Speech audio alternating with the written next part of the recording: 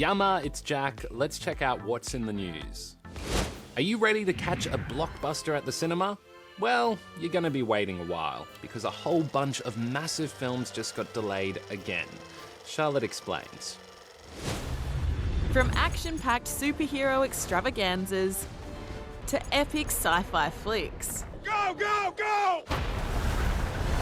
It all looks amazing. But there's just one thing holding us back from all our movie-going dreams at the moment. Delay after delay after delay. Her time will come, Diana. While cinemas in most states across Australia are back open for business, overseas it's a different story. Some are still closed because of COVID, and others are really struggling to get bums on seats, and some have even shut down for good. I'd encourage people to go out to the cinema, enjoy themselves and support those businesses.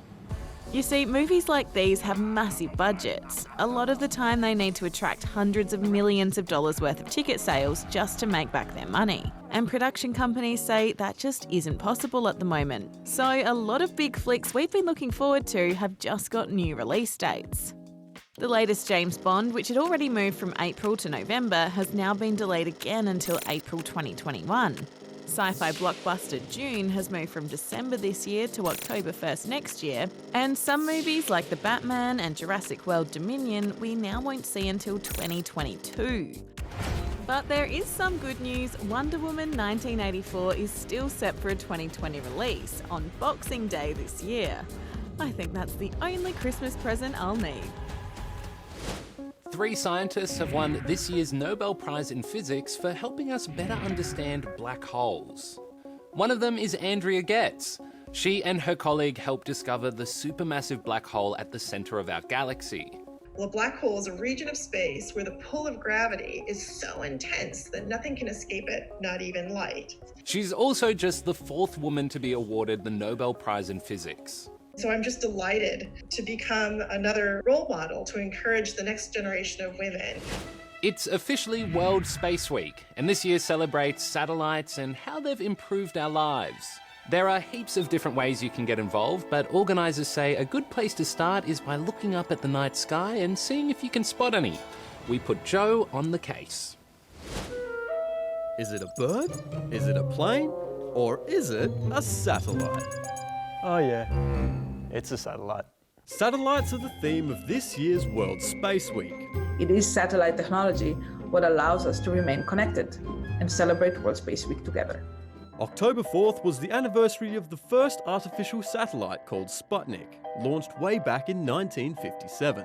This little metal ball was originally designed to test the density of the atmosphere, but it also kick-started the space age, proving that sending objects into space was possible.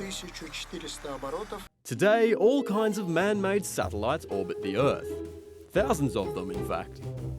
Their position in the sky means they can see large areas of the planet all at once.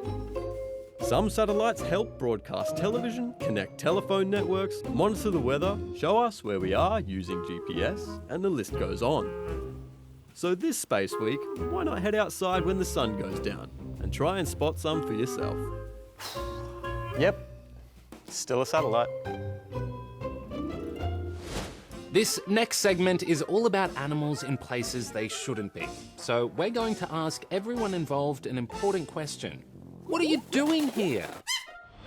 An Italian man has been arrested for attempting to pull off the ultimate falcon heist. He was caught trying to smuggle 2 endangered South Asian peregrine falcons into Italy. Apparently, he'd tried to trick authorities into believing they were a European variety. But authorities noticed they looked a little different, leaving them to question, what are they doing here? A team from Wrocław Zoo in Poland have captured a caiman that was spotted in a pond. Seems fairly straightforward, except caimans aren't native to Poland. They're a reptile closely linked to alligators and crocodiles found in Mexico and parts of South America. So what is it doing here? And 2 wild deer have been spotted going for a stroll through Sydney. I probably don't have to say it, but what are they doing here? Authorities aren't entirely sure where the deer came from, but they've been caught up in a bit of a hunt, and one is still on the loose. Well, that's all we have, so what are you doing here? Go! Or press like and subscribe and you can see more things where you'll question what are they doing here.